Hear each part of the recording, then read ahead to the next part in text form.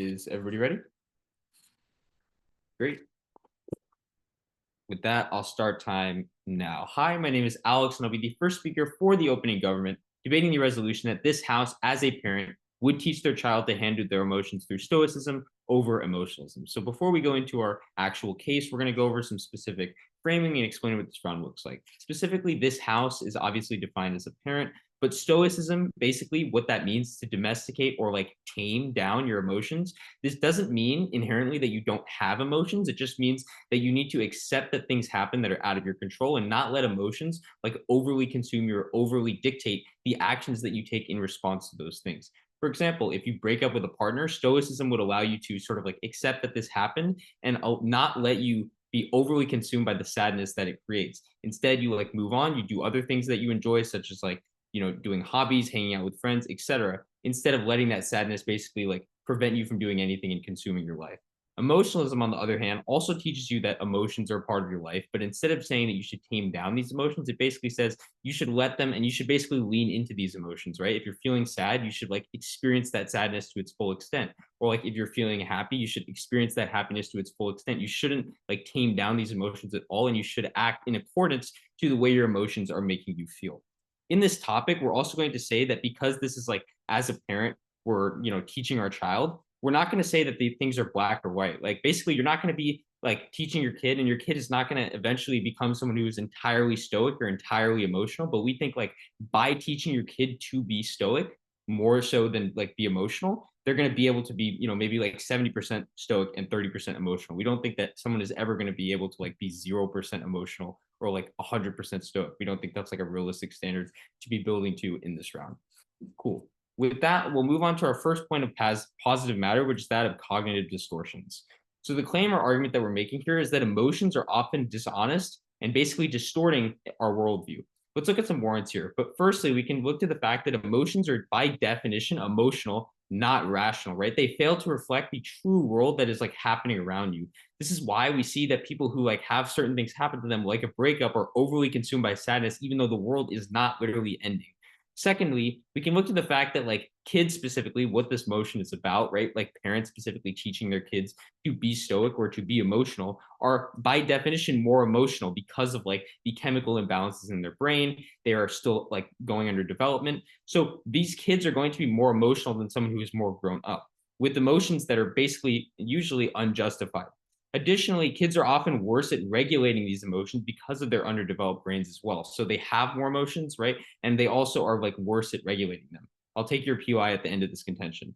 And thirdly, we think that cognitive behavioral therapy, which I'll talk more on the impact section of this contention, is really important because this is a dominant therapeutic paradigm that emphasizes how emotions cause anxiety and depression. And it basically emphasizes how you need to like control your emotions with reason and acceptance of what you can't control instead of just letting your emotions consume you. This is an important warrant because this is basically how we treat people who have a lot of these problems in society where they're letting emotions overly consume them. That's a key warrant to show you that like specifically this is what's working and it's actually what's helping people get better in terms of like bettering their anxiety, bettering their stress, and better their mental health.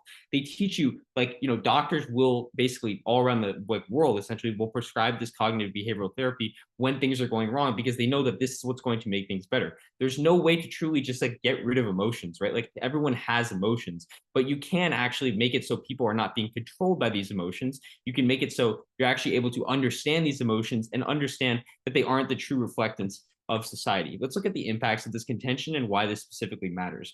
We would say that this allows you, like fundamentally having a better understanding of your emotions and not letting your emotions control you, but instead accepting them and moving on is actually going to allow you to live a much better livelihood. Instead of dealing with problematic things in bad ways, you can actually like find reasonable solutions to problems, right? So like with the breakup example, instead of like, just dissolving to sadness and dissolving to like feeling terrible, you can actually like do things such as playing basketball, reading a book, watching a movie, spending time with friends. They're going to make you feel better. They're going to take your mind off of the problem and allow you to see that the world exists as more than just like a singular person that you are no longer with.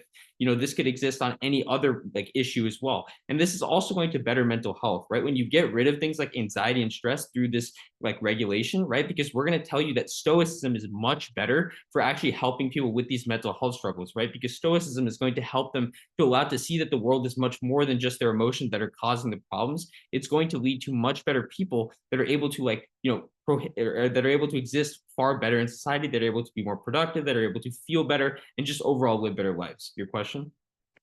So if your characterization is that a lot of kids have a lot of emotions and it's really hard to regulate, what makes you believe that as the parent, you can teach it effectively in a way that leads to all of the positive impacts that you talk about? Yeah, so parents have a huge influence on their kids, right? Like parents are obviously the ones raising them. Obviously, when they're at a young age, kids are pretty much entirely listening to their parents. We don't think that again, the parents are going to completely be able to like rid them of emotions or tell them that they can't have emotions. We think that the parents are just going to be able to tell them that like, in a situation where they experience a lot of emotion as a young kid, they cannot let that emotion overly consume them or make it so they just like do whatever they want based on that emotion. I think this is pretty easy to teach and something that we see in society all the time. The second contention is that stoicism is basically not unfeeling. Basically, what we're telling you is that stoicism is not emotionless. So the warrants here, firstly, all stoicism says is to avoid basically letting emotions control you. We say that secondly, a stoic would, when faced with great emotion, accept it and live with an emotion, but attempt to prevent it from clouding their reasoning, right? We already talked about the fact that emotions are irrational. So if you live with emotionalism or live with more emotionalism than stoicism, you're eventually going to make bad choices. And I'll talk about this on the impact level. But thirdly, emotionalism teaches people to embrace their emotions, without regard to how useful those actual emotions are, because we tell you that these emotions are not particularly useful in informing your decision making. So the impacts here, we tell you that learning stoicism makes you a better thinker. It makes you a better person at actually making decisions, right? When you're out in the workforce or like you're out in society and you're independent, once you're no longer a kid, you have to make lots of decisions that are faced with trade-offs, right? One trade-off, and we often hear this a lot, some people either have to go with their head or their heart on making decisions. And when they go with their head, which is we would say is a more stoic point of view, they're able to actually navigate these choices in a better, more predictable way that's going to be better for them. It doesn't mean that they don't have any emotion, but it just means that they make a decision that actually helps them. Another example we'd look to is like crimes of passion, for example, where people commit crimes primarily based on emotion and they don't do so based on actual rational thinking. We think by teaching your kids stoicism, you can help to prevent this, which just prevents people from, suffering the actual damages of all of these crimes. So for those two reasons, we strongly propose. I thank the Prime Minister for that fine speech and invite the Leader of Opposition to continue the debate. Hear, hear. Hello, I'm Jack. I will be the Leader of Opposition. Before I begin, please put POIs in the chat, and I use he, him pronouns, but please just refer to me by the position. All right. Without further ado, let's begin. Panel, I'm genuinely concerned about opening government. They fundamentally believe that things like anxiety and depression can be fixed by just telling people you shouldn't be feeling those emotions. They fundamentally believe that every single decision in life is a black and white where there's a right decision and a wrong decision. The truth is, life is not black and white. People are extraordinarily complicated. They're right when they say emotions are a fundamental part of being human. And the fundamental thesis of side opening opposition is that in order to actually live in that life and to prosper and to live a fulfilling life, you should understand those emotions and you should see like what they're telling you about your own circumstances and how that changes the way you interact with the world.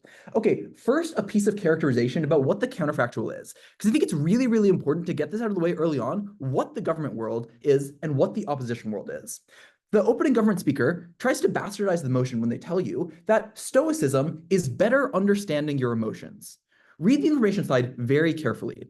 Stoicism is not understanding your emotions, it's suppressing your emotions. Emotionalism, by contrast, is understanding that these emotions are natural and healthy, and that you should not suppress these emotions. And so when opening government gives you link chains based on better understanding your emotions as being a better thing, every single one of those arguments immediately flows to the opposition side, because the government has to defend suppressing your emotions. That's just fundamentally what the topic is. Don't let them get away from that. Okay, now that I've explained like what the counterfactual actually is, let me move on to some constructive argumentation. First, we think that in the opening government world, children are far less likely to rely on you, the parent, for support in all aspects of life. We think this looks like two separate things. First, directly in the realm of emotions. As a child, you will go to your parent when you feel an emotion. You'll say, I'm feeling this thing. And generally, you're able to understand, even if they don't go to you, that they're feeling some sort of extreme emotion.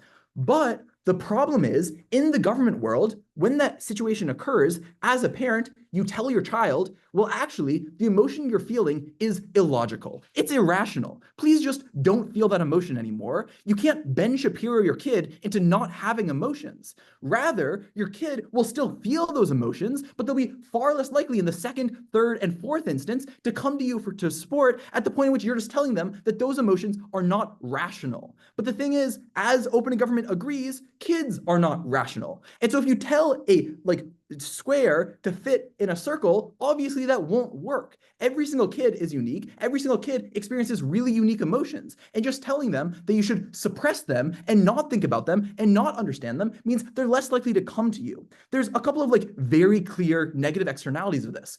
First, you're just less able to parent as well. As a parent, the better you understand what's happening with your child, the better you're able to parent. We fundamentally believe that parents care about their children in either side of the house. But if you think on the government side, the children are less likely to come to the parent, then you're just less able to parent. You're less able to respond to the things that they're going through.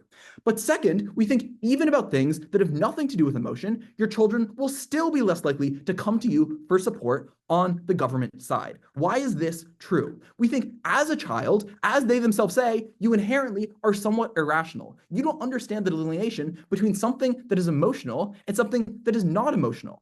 And so if you believe all of the argumentation I already gave, that as a child, you're less likely to come to your parent for emotional issues, then as a child, because you don't understand what is an emotional issue and what's not an emotional issue, you're just less likely to come to the parent overall for all issues. For the same reasons as before, it means you're less able to actually parent well, but secondarily, this just has clear safety consequences. At the point in which your child is not telling you about the things that are going on in their lives, there's just very clear safety problems that could be happening that you cannot control for. We prefer a world where children can trust their parents and their parents aren't just telling them that they need to suppress every single thought they're having, insofar as opening government characterizes children as only having emotional thoughts.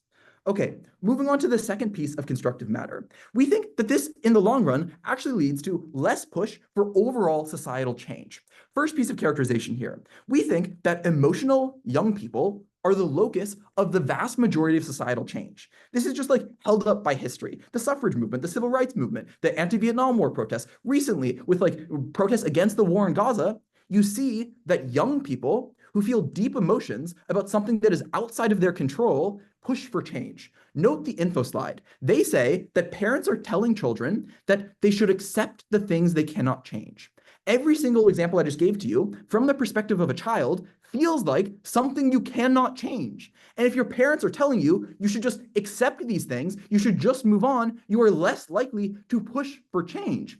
At the point at which you're less likely to push for change, and we think that emotional young people are the source and the core group that is pushing for this change, you're just less likely to have social change over time. That is just simply a worse society, a society that's not improving over time. Any structuralized issues of racism, sexism, wealth inequality, all these things are just systems that children think cannot change, and you're less likely to push for them. Even if you agree they're 70-30 split, then you're 70% less likely to push for change. That is a bad outcome of the open government world. I'll take something from closing if you have it.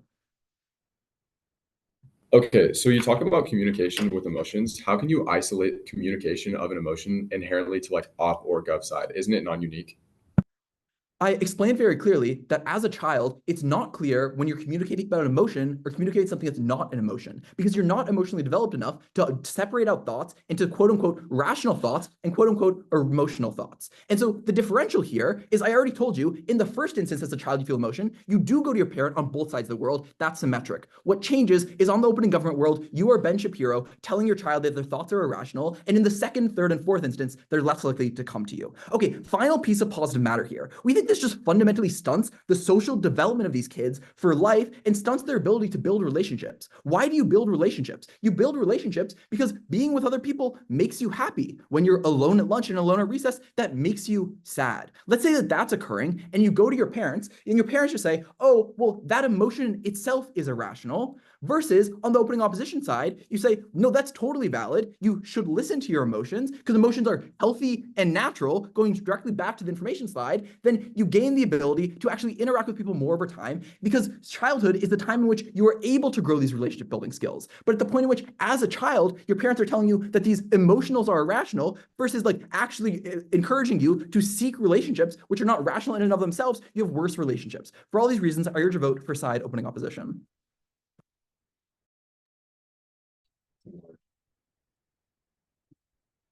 Okay. Hi everyone, I'm Colin. I would like to take POIs verbally, so please just unmute and say POI, and I'll try my best to get to it. All right. Is everyone ready?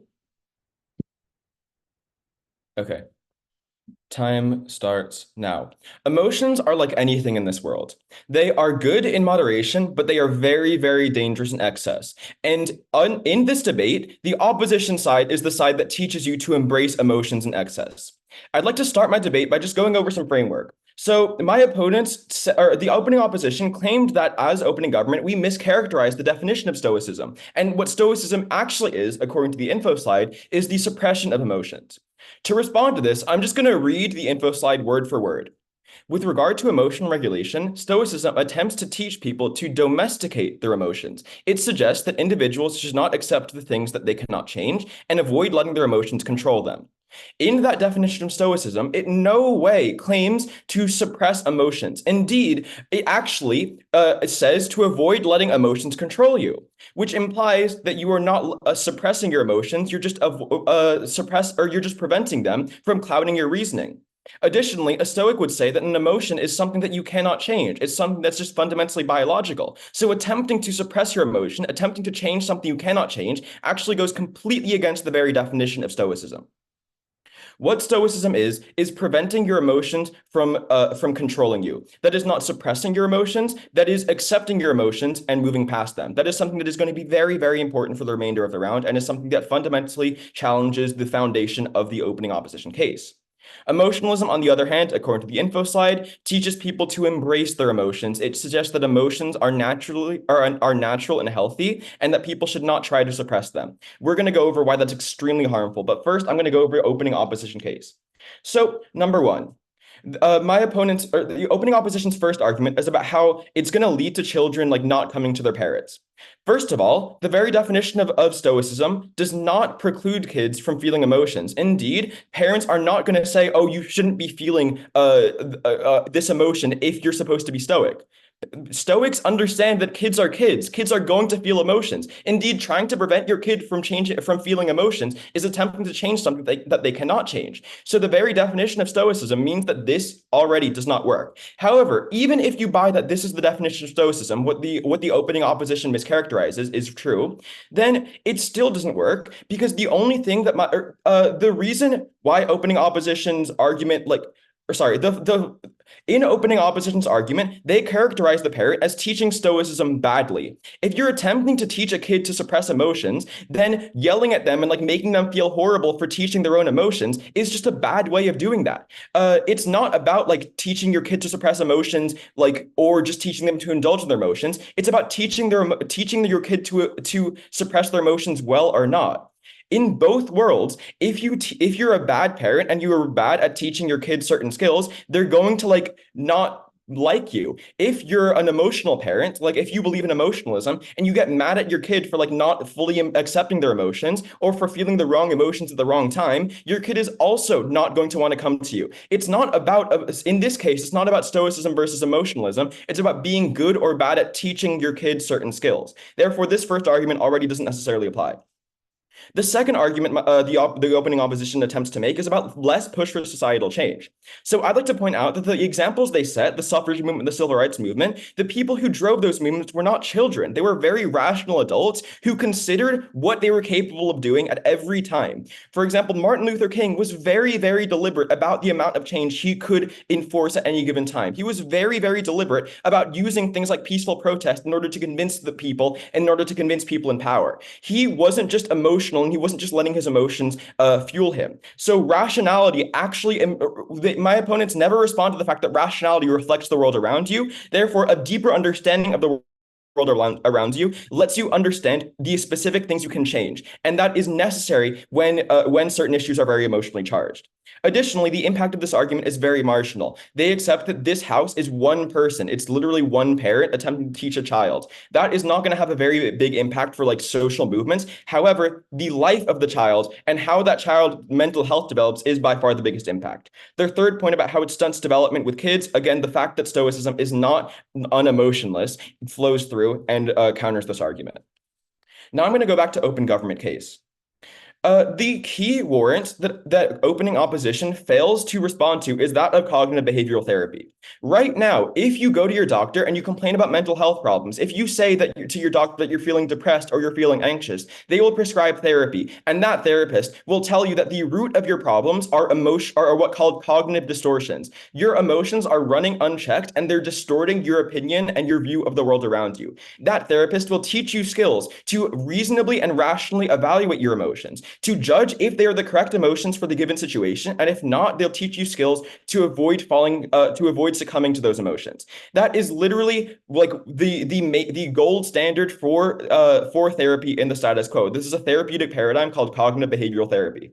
Other therapeutic paradigms, for example, dialectical behavioral therapy, are relatively similar in this regard. Again, flow through the logic that emotions are by definition irrational, and rationality is reflective of the world around you. The impacts of this are a stronger understanding of your emotions because you're viewing them through reason, not through emotions, and a better understanding of the world around you. Yes?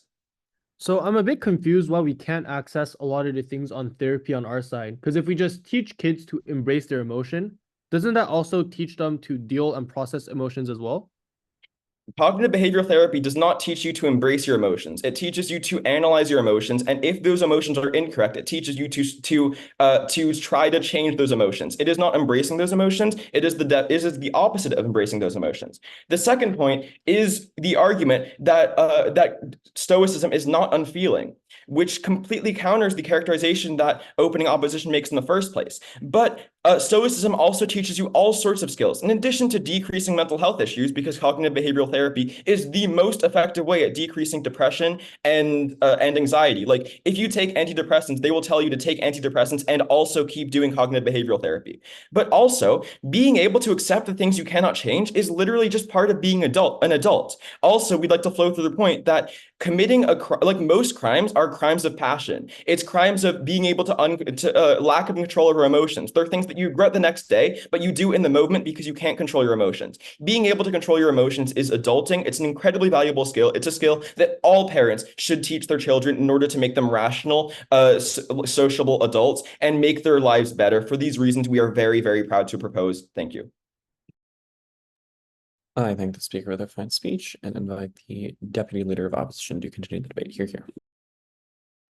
Hello, my name is Alexandra. I use she, her pronouns, and my personal preference is that POIs go in the chat. Okay. I would like to open with the thesis of our argument in opposition, and that is emotionalism, as passed from parents to children, is a positive because it allows children to develop into more full people that are not only emotionally intelligent, but emotionally resilient as well.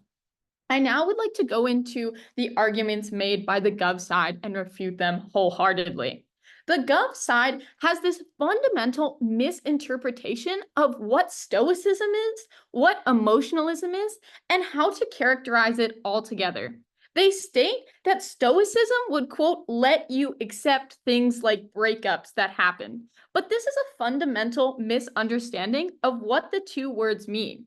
Subscribing to emotionalism does not mean that you do not accept things, but rather that you understand how to accept them because you are accessing the full breadth of your emotions and learning how to deal with them as children and then as adults. So to clarify one of OG points, emotionalism is not being, quote, overly consumed by emotions, but instead being able to fully access your emotions.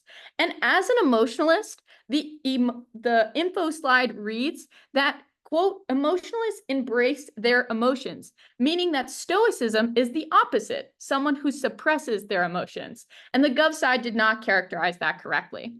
The Gov side also said that a stoicist can, quote, get rid of anxiety and depression, but actually it is emotional suppression that fuels rather than helps people who are suffering from anxiety, depression, and other mental health concerns.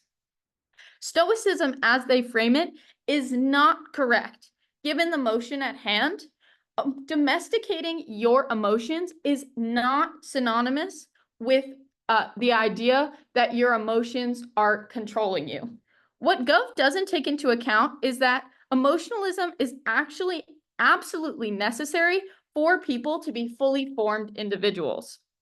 So I cannot reiterate enough that the Gov side does not understand the definition of Stoicism and continues to mischaracterize it. They also create this synonymous relationship between rationality and stoicism. However, these words are not synonymous.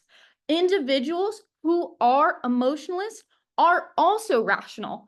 I'd go so far to say that emotionalists are even more rational because they're able to identify their emotions and work through them and then act. Whereas stoicists are suppressing their emotions from the beginning and then completely misinterpreting how to understand the problem. So the Gov side also says that, quote, social movements were not made by children.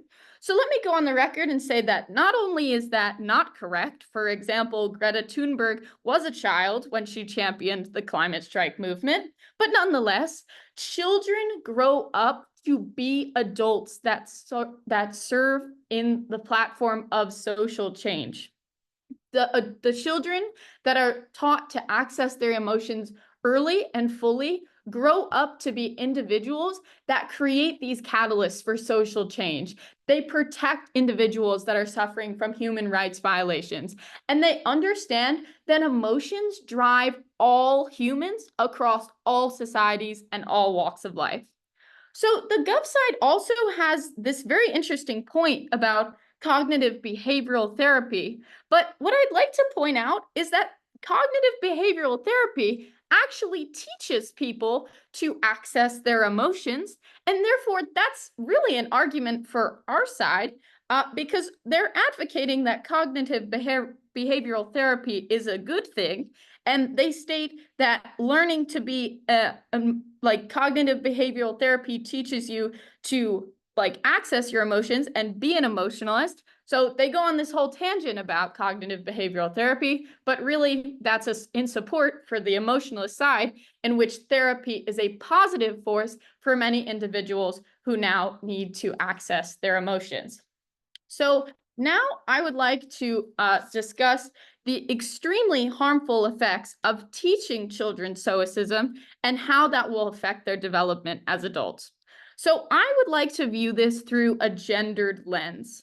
Many times, male children are taught stoicism, while female children are taught emotionalism.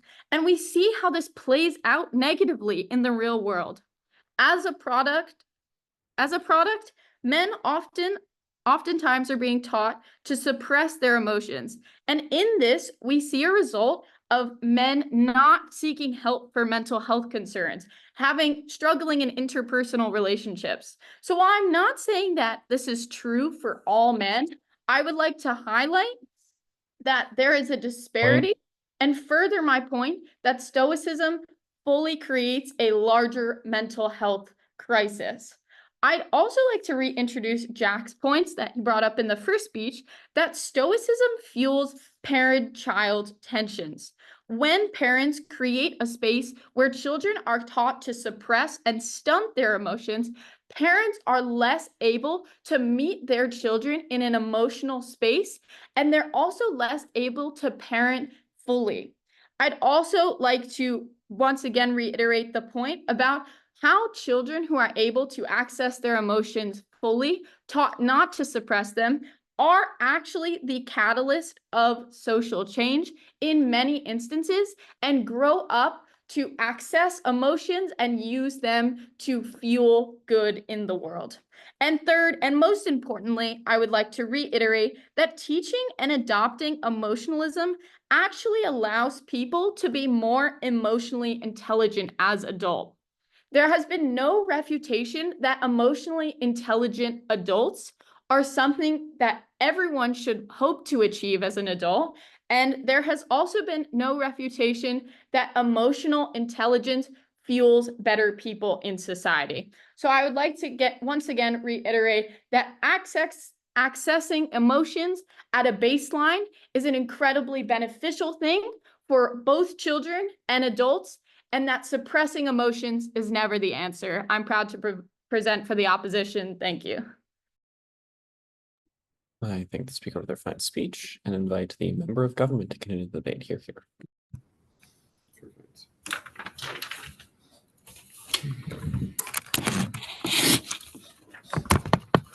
Okay, and I will start my speech on my first word in 3, 2, 1. So I'd like to start with a little bit of framing, and I want to frame that OP has completely mischaracterized what Stoicism actually is. They continue to say that it's emotional suppression. However, Stoicism is emotional regulation.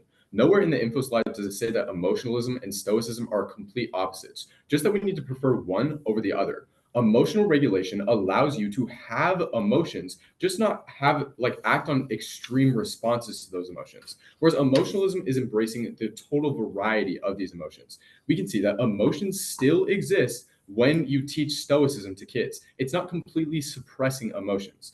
And this leads me to my second piece of framing, that the offside is completely idealist. We can see that kids are not the target audience for emotionalism. Any small benefit that OP can prove is not going to be isolated towards a kid's demographic because kids inherently have such extreme emotional responses. When a teenager is broken up with by their significant other, what do they feel? They feel unlovable. And that isn't some isolated emotional response that happens to a few people. That's basically a universal experience. And to say that embracing the feeling of being unlovable is important for emotional intelligence, it is important to be able to embrace that emotion is that simply doesn't make sense. We can see it's much better to regulate that emotion and rationally think about the situation, because it's unreasonable to think that embracing every single emotion that a kid can have will be ultimately healthy. And it's also unreasonable to think that parents are going to be able to teach a healthy way to handle every single emotion. It's much better and more effective for parents to be able to teach their kids to be able to regulate their emotions rather than suppress them, which the opside continues to try and paint Gov that we're supporting the suppression, which simply doesn't make sense. Okay, so what does the op world look like? We can see that this is going to deal with the hyper processing of one's emotion as a kid. And so what does that ultimately lead to? It leads to extreme reactions to things that they can't change. When a parent continues to tell their child that they need to embrace all of their emotions as an effective way to process those emotions, that's going to lead to those extreme reactions. When a teenager is broken up with, they are going to feel unlovable. They're going to embrace that feeling. When a child feels like they have no degree of control in their life, they're going to embrace that feeling. And we can see that that is going to lead to an array of problems within that child's life because it reduces the ability to logically think about solutions to those problems. When we see that it reduces the ability of a child to be able to logically think about problems within their lives because they're dealing with such extreme emotional responses, that reduces the child's ability to effectively solve them. When those problems aren't being solved because those children are dealing with the emotional responses rather than the actual problems and root causes of the problems themselves, those problems are going to coagulate and worsen. And so do the emotional responses to those coagulated problems. It's a catch-22, a negative feedback loop. We can see that if a child is not able to effectively deal with their emotions and regulate them, that's going to cause increased emotional responses. Increased emotional responses leads to worsening problems, and those worsening problems lead to worse emotional responses. This deals and creates a negative emotional ties to things that have no opportunity to change and reduces the ability for that child to actually change things that can change within their life. The emotional responses not only affect a child's perceptions of things that can't change, but also those that can, and reduces their ability to effectively implement solutions to solve problems within people's lives. So, what does the gov world effectively look like? We can see that it increases the chance that there's less extreme emotional responses. When children are taught to be stoic, when they're taught by their parents a fashion of stoicism, there will be less extreme emotional responses. We're not saying that we need to completely suppress emotion within a child's life, just that there needs to be increased regulation, a calming down of those emotions. And that will allow them to effectively think more logically and implement rational solutions within that child's life in order to solve problems.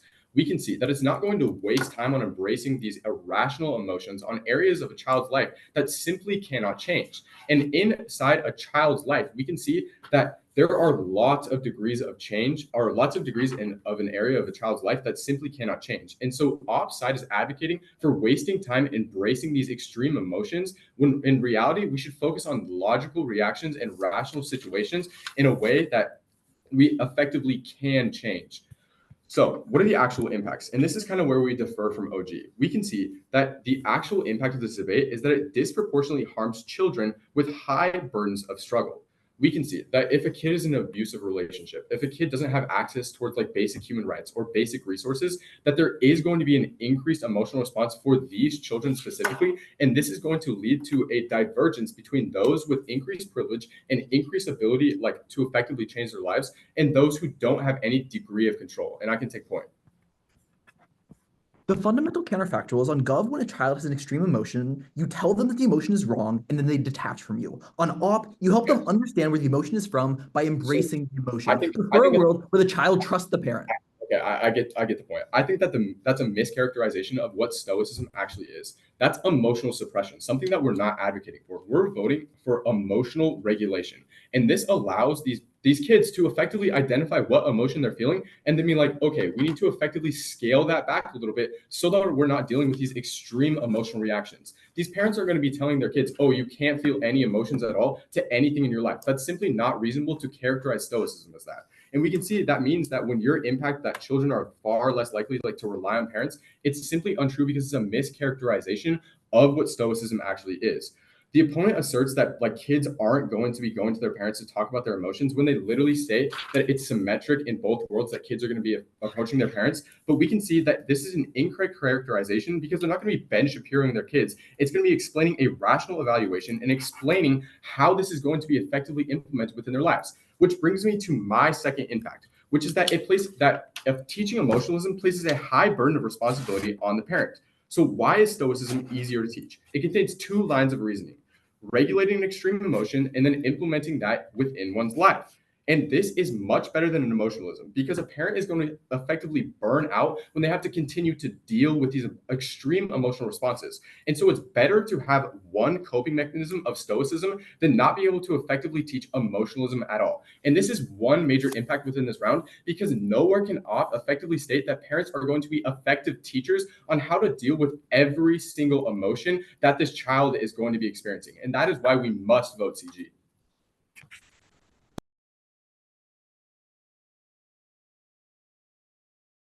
I thank the member for their speech. Invite the member of opposition to continue the debate. Here.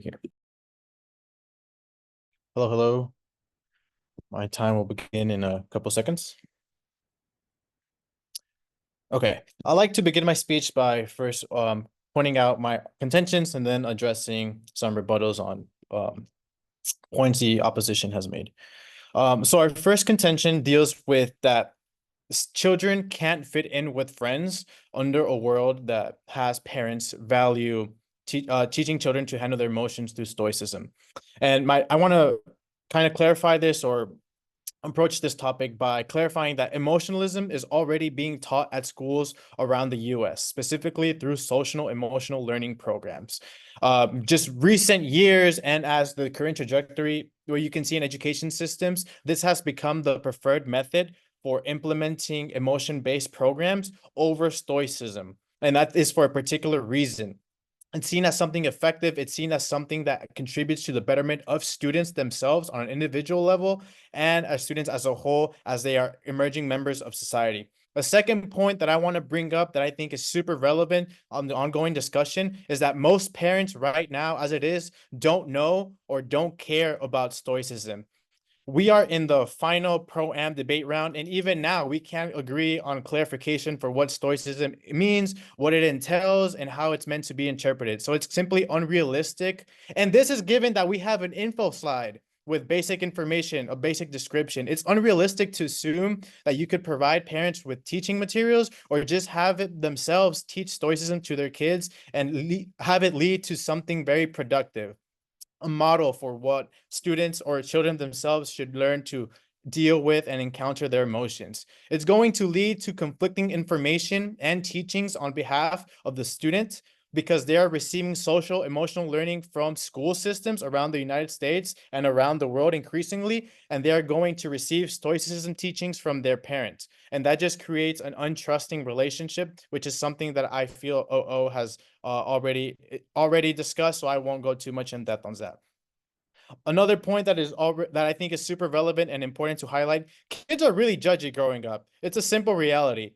Kids will take the smallest things, the most trivial matters, and have them be important considerations into what they want to adopt or affect into their friendships. If you're someone who believes or is trying to believe in stoicism, simply because it's an alternative form of thinking or an alternative form of managing, suppressing emotions, it's very often the fact that other kids will simply choose to not accept you. And this leads to a dangerous environment because students are ostracized and are labeled as being weird or being different. The simple reality is that people are inadvertently going to feel emotions. This is true whether you want to believe in stoicism, whether you want to believe in emotionalism. What's important on our side is that we want to highlight that feeling emotions, good or bad, is normal. It's healthy. It's a natural process. What stoicism wants to preach is that feeling these emotions, managing these types of emotions, is bad. And by having that being the perceived way of thought, kids are less likely to reach out and make friends with one another, which is not what we want to have in our school environments. And our second contention deals with the fact that emotionalism teaches kids to be good communicators. Being a good communicator is a super invaluable skill that is needed that is needed at every stage of life and in every single industry, regardless of what you want to do and what training you want to have formally or informally. It's applicable beyond school context. And just being able to be in touch with your emotions, recognize them, know how they apply to your life, and being able to see what that means in others' perspective taking, these are all skills related to communication that are worth the betterment of everyone. And it is much more important than simply dismissing emotions. Practicing stoicism contributes to an empathetic society where people don't care about others and are only concerned with themselves and their own interests. I'll take the POI now. The defining element of Stoicism is the acceptance of things that you cannot change. Since no one believes that we can fully be emotionless, Stoicism would never advocate for completely suppressing emotion. It would instead advocate for rationality and letting emotions not control you. Okay, I'd like to respond to that POI by bringing an example that was mentioned from, I believe it was OG, where they discussed a breakup. Accepting emotions and moving on allows to experience a better livelihood. And the specific example that was brought up was experiencing a breakup and then playing basketball, having fun. That's something better. You're not suppressing the emotion. That is what Stoicism preaches through that specific example. But I would argue, I feel like emotionalism, and I think everyone should agree with this or would agree with this, a better way of approaching this is thinking about what led to the breakup. What were my individual flaws? What were my partner's flaws? What do I not want in a partner moving forward? What did I learn about myself? What were my strengths, my weaknesses as a communicator? I'd argue that this is much better in the long run than simply playing basketball and distracting myself from the feelings that I'm having.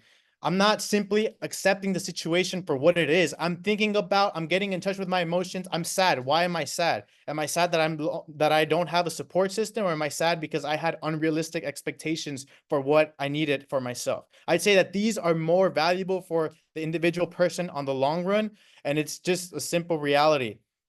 The next point I want to bring up is that it discourages self-advocacy by practicing stoicism. As a parent, you want your kid to be successful. I know that OO talked about societal change, which I think is perfectly valid, but I want to remind everyone for the individual prompt that this debate focuses on one parent and that specific child. So it's necessary to look at this to an individual level. Stoicism teaches to accept things that are beyond one's own control. It sets an indivisible barrier on one's own trajectory and potential. And because it is only natural for parents to want their children to have better lives than the ones they have, we shouldn't be restricting a limit. We shouldn't be restricting a limit on the individual children. A quick rebuttal that I want to address is something that OG mentioned. Being able to accept things you cannot change as part of being an adult. I would respond to this by asking, what about being able to advocate for yourself? Do we not want children who are emerging members of society, our industry's next leaders, to be able to relate to others? This is simply not possible through stoicism because there's no intentional reflection of how you feel and what led to that. Something else that was brought up, emotions exist in stoicism and they are not being suppressed. Our response is simply that individuals should accept the things they cannot change and avoid our response of accepting things they cannot change and avoid letting their emotions control them. How would you solve for this if stoicism preaches accepting the situation as it is? For these reasons, I urge you to vote in our favor. I thank the members for their fine speech and invite the government whip to continue the debate. Here. Just really briefly before we start, I have a pretty bad cold, so if my voice is cracking or anything while I'm speaking, I apologize in advance. Okay, and I'm gonna go ahead and start now. Let's start at the top of this debate, which I think is a really hugely boils down to framing. One thing I think that's really important is that OO critically mischaracterizes things when they say that emotionalism and stoicism are inherently opposite. This is not true. The info slide doesn't say it. All the motion does this today's debate is say that we prefer one to the other. Then I ask, let's look at the criteria I actually presented us today, which calls emotionalism embracing an emotion and stoicism regulating and domesticating it. Those are the two action verbs that you're going to isolate for today's debate round panel, and that's why it's so important and why ultimately this debate's going to fall to the CG. Now, that brings me further, and that stoicism does not infer the repression or suppressor of emotions. Rather, though, that you would just domesticate it, make it something less bad. Like instead of a wild dog, it's like your cute at-home dog. That's like comparatively better. You get the idea of like what domestication looks like in that sense, or that you regulate it, that you like still feel that emotion, just not at the same extreme extent. Emotions are like anything else; they're better in moderation. But now, let's go into the actual case, and let's first start on like the op side of the bench. Firstly, where the op side of the bench, it's incredibly idealist. One, let's look at this like parent-child relationship. Let's start on the fact that by like a parent encouraging an extreme reaction to everything that happens to their kid is something that is inherently negative and something that happens. But let's go specifically to the OO on this point of like communication with your parent. Insofar that they prove that it's symmetric, we're going to have communication in either world. However, I would say that the communication under stoicism is comparatively much better to the op side of the world.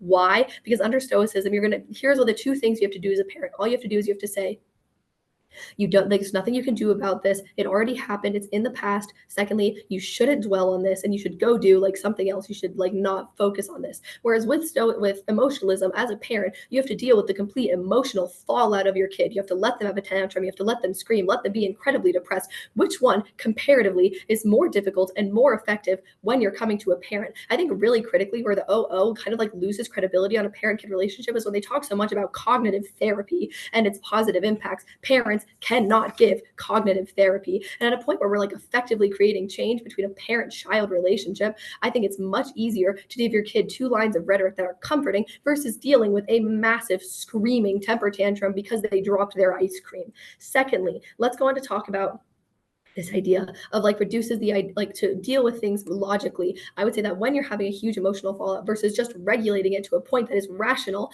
then that's going to be inherently positive. Now let's go to this idea of social advocacy. It's massive reach. Where does anybody in the entire round ever going to actually mech the fact that if we deal with our emotions differently, we're going to see like different quantities of social change? I think it's a huge reach. But even if you don't buy that, I would say that stoicism is a better way to generate social change because it is a way that is logical and in a way that is going to like encourage that you do things rationally. What emotionalism does is that it immediately fuses situations with the emotions connected to them. What stoicism does means that we do not need to isolate for an extreme emotion. We can just isolate for the problems present in a situation.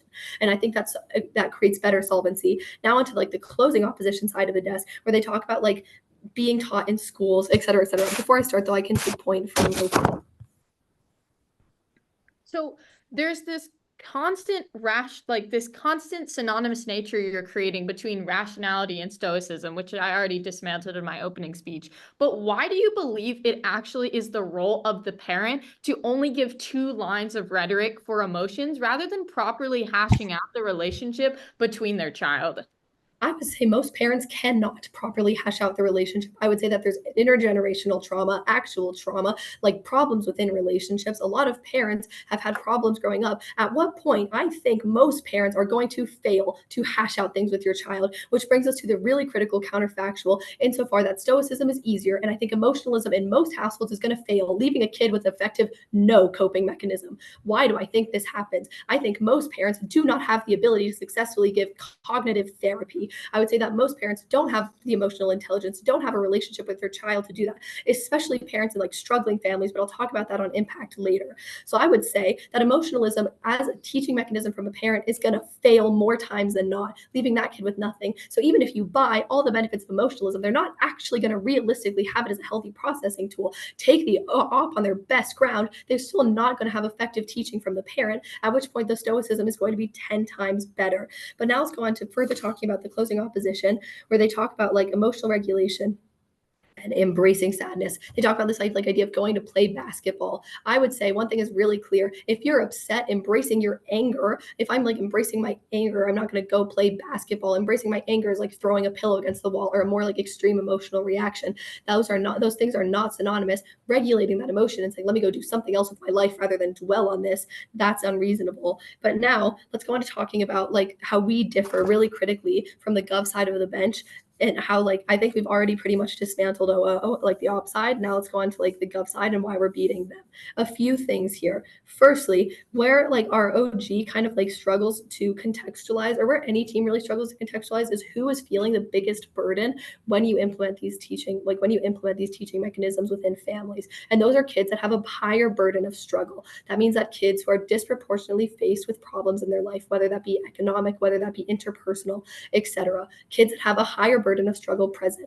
Now, what is emotionalism doing? That's saying that every time a bad thing happens to you, you need to feel proportionally more bad about it. And that means that kids who have to deal with struggles every single day are going to feel a much higher quantity of suffering. And I think just on ethics, you give the CG the ballot there, insofar that we isolate the group that it impacts the most, and how emotionalism is uniquely negative. If your life is throwing challenges at you every day, and every day you are going to find yourself in a profound sense of depression or anxiety about it, that is just going to be such a high quantity of suffering. It's disproportionately worse for the people that this resolution actually impacts. But another thing too is like proving at what point are we actually creating effective change from the parenting side of things. And that's one thing that I think is really important. And that like I've already shown you it disproportionately harms children with a high burden of struggle. But B, what is this actually doing for the parents? Is it places a really high burden of responsibility on the parent, which is exactly why stoicism is easier to teach. It like, and they talk about like these lines of rhetoric and hashing it out. I would say that like stoicism almost in a sense is inherently more comforting,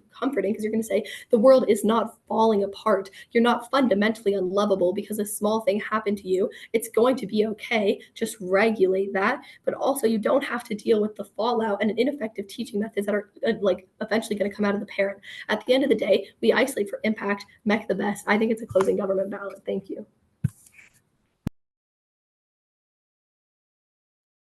I thank the whip for their speech and invite the opposition whip to conclude the debate. Can everyone hear me if I speak like this? Cool. I'll take a POI from opening gov. So if you just drop it in the chat, I'll take you before 6. Cool. The reason why closing opposition wins this debate is because we assume the highest burden of gov bench. Unlike opening opposition, we assumed an extension that maybe for some reason, stoicism can be super nuanced and can be taught super effectively. Even then, even if it accounts for things like some degree of emotion, there are 2 independent things Daniel identifies to no response from GovWhip. The first thing we identify is, inadvertently, there's going to be a degree of dissonance that the individual child feels, because if they're taught that emotions are not necessarily always healthy, or there's some need to suppress it, in the split-second instance in which they do have that emotional outburst, because as opening government says that will happen, they feel lesser, they feel inadequate, and that affects their ability to feel comfortable reaching out to individuals in the first place, which affects things, for example, like the ability for them to make friends and exist within social circles, which matters, because often kids need those social circles in order to be more successful in the future. But second and more importantly, or rather most importantly, we observed that the broad trend within society outside of this one parent, because this was an actor motion, was not one that prioritized stoicism. We gave you a series of different reasons as to why right now there is a mass revealed preference towards emotionalism that was not actually responded to. The first reason is because it is in line with a lot of existing social trends. So things, for example, like schools prioritizing social emotional learning in US and broadly across the world. Second of all, things, for example, like the fact that stoicism is like, let alone a hard word to pronounce, but oftentimes a very abstract philosophical concept that the average person does not have access to. But third and most importantly, the average person is just emotional for the reason opening government identifies, which suggests that when push comes to shove, they're more likely going to want to deal with their emotions or talk about their emotions. And if you look at the vast majority of therapy, like maybe CBT is a bit different, but like from my experience, when you go to therapy, the first thing they want you to do is talk about your emotion, which suggests that you need to either like embrace your emotion or like be comfortable talking about it in the first instance. All of this suggests that in broader society, outside of this particular parent, there's a revealed preference towards caring about emotionalism. Why then was this framing, which was not responded to, particularly important in positioning our extension? Because our extension was not anything fancy. It was just that it was far harder for the child to make friends at an early age if their parent teaches them to focus on stoicism, and that has a lot of knock-on effects into the future of the child's life. I'm going to first weigh this extension in a debate. I think there are 2 ways in which this extension gets ahead. The first is, this is the logically prior claim to anything opening government wants to talk about in adult development. Because if we can explain that the child in the first instance does not have the tools to adequately develop in the first place, then it does not matter what happens into the future, because there's a path-dependent and compounding problem that goes into the future. Daniel explains they can't make friends now, which means they're more likely to be fucked up when they're 30 or 40. That is an active harm that they cannot deal with on their side. But secondarily, and this is important, I don't think anyone on GovBench contends with the identity formation of the child, because it's not just like all of us growing up just talk to our moms and dads and like watch Teletubbies. Obviously, the reason why we are who we are and the way in which emotional regulation worked was because of things like friends, for example, because often friends and social networks allowed us to see, for example, other perspectives. It allows us to grow and get more nuanced perspectives and enriching perspectives about the world, which suggests that for things, for example, like conflict resolution, managing emotion, making sure you have the ability to have support networks, things like friends are important. If anything, I would posit that they're probably far more important. Number one, because they're often far more dependable and there's far more of them as compared to, for example, your singular counselor or your singular parent who needs to work 9 to 5. But secondarily, there's far more diverse amounts of them, which means that even in one instance in which, you know, maybe your parent or your counselor is a jackass, or when your one friend is a jackass, there's far more optionality you have to turn towards. That's why an emotional network in that particular respect was also important. What then was the extension and the harm here? The first thing we identified was that on an internal level, you prevent yourself as the child from reaching out, because the perception is that the child feels as though there's a massive disconnect or dissonance between the way in which they see the world and the way in which everyone else sees the world. And as a result of that, they just either feel as though like, oh, like my mom told me I should do this, but everyone was doing that, so we're different, so let's not talk about it. Or it means that the way in which those interactions work end up becoming superficial. And as a result of that, you don't get the deep connection that allow for your friends to be meaningful guidance, mentors, whatever, that helps you in your social emotional development. But second of all, there's also an external pressure, which is if the school and if everyone in school thinks that emotionalism is far more important because that is what they've been exposed to, CF, the framing I gave at the top of my speech, then you just become that one weirdo that like is like, it is what it is, bro. And like, think about it. If you're like a 7-year-old and you're like, it is what it is, bro, like, no one's gonna want to fucking talk to you because you sound like a fucking sensei. And as a result of that, it makes it far harder for you to make friends as well, because like people just think you're kind of the weird kid, right? Like when I was growing up, I like ate like goldfish and people already didn't want to talk to me. That's like such a superficial thing. This is like a fundamental change to your identity and the way in which you perceive of your life outlook. And the reason why this matters is because this analysis explains why it's far harder, therefore, for you to make friends. I want to weigh this up against opening opposition and explain why this is more important. First of all, this argument scales far bigger than opening opposition, because often the friends you make in elementary or middle school literally stick with you for the rest of your life, because in the vast majority of cases, people don't move around that much, or oftentimes have pretty stagnant social networks. So in those instances, we explain that with the support network that you otherwise would have had goes away. And this matters because even if maybe as GovBench is correct, you have more emotional outbursts or you're more likely to be more emotionally unstable, we explain why there's a network that exists to deal with it. There's no network on Gov side because all of these friends inadvertently do not want to talk to you. But secondarily, if you have the ability, for example, to be a better communicator, to make friends, to do all of these things, we also explain why as the actor, as the parent, you comparatively has less load you need to take on, because you need to spend less time, for example, hanging out with your kids so you can do other things as the parent, which presumably is important to you as an actor. It means in the future you need to spend less time, for example, constantly talking to your kids about a specific thing, because you recognize that other support networks exist for your kid and that was independently beneficial. Before I weigh up the last bit of this case, opening Gov. Emotionalism isn't calmly and coolingly discussing your emotions. It's just feeling those emotions no matter how irrational they may be. Also, people don't necessarily want to make friends with emotional people because they're like more dramatic and stuff. No, but if every single 5-year-old throws trucks and has temper tantrums and you're like, hey guys, let's think reasonably, that is when you are different. So our case is, yes, people don't want to be friends with emotional people, but when everyone is emotional, that becomes what is normalized. So then you become the odd one out. That is why you don't make friends, which mechanizes all of the impacts we talk about. The final thing I want to talk about here in weighing up the extension is also just, if it is the case that you teach your child how to be a communicator, this is far better, and this responds to the therapy argument as well, because Gov seems to assume that for some reason, the ability to analyze your emotions is important. Let's assume for a second that it is correct. The issue is it gets difficult to analyze your emotion if you're taught to believe that it is what it is the most important way to deal with it. First of all, because it means that people now have an incentive to take the path of least resistance and always default to thinking it is what it is. But second of all, it is also far harder for the people around you to meaningfully understand why you're feeling that way, because you're told to suppress it and not talk about it in a nuanced way. So even if it is far more bad on our side in terms of the outburst, it is far easier for people around you, like your family, your parents, your friends, your counselors, to understand it. So it means that it's far easier for these kids in particular to get emotional redress and support as well. For all those reasons, closing up. I thank the opposition whip for their fine speech and thank everyone for the good round. You all can leave the room while the judges deliberate.